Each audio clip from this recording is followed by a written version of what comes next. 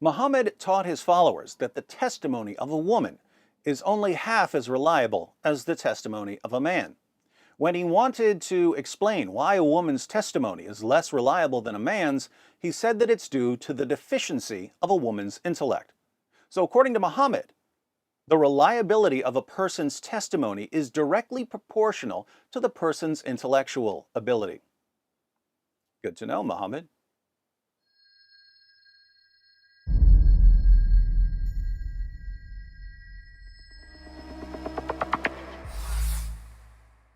The Apostle Paul was a brilliant scholar who defended his views in Athens, the intellectual capital of the ancient world, and in other major cities. He had discussions with the Stoic and Epicurean philosophers of his day, and he could quote their sources to them.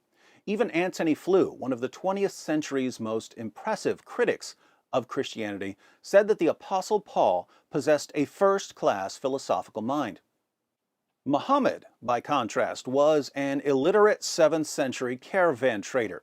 Now, being an illiterate 7th century caravan trader doesn't make you wrong, just as being a brilliant scholar doesn't make you right.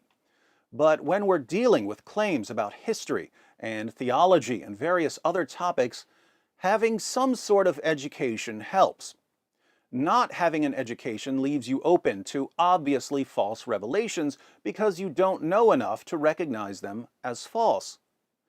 This is why we find Muhammad telling his followers that Dhul Qarnayn traveled so far west he found the place where the sun sets, and that stars are missiles that Allah uses to shoot demons, and that semen is formed between the backbone and the ribs. These are exactly the sort of absurdities we would expect from someone who has no clue what he's talking about and who therefore has no clue whether his revelations line up with reality. So in terms of intellectual prowess, Paul is to Muhammad what a tenured theology professor at Oxford is to an internet troll whose most careful investigations begin and end with a Google search.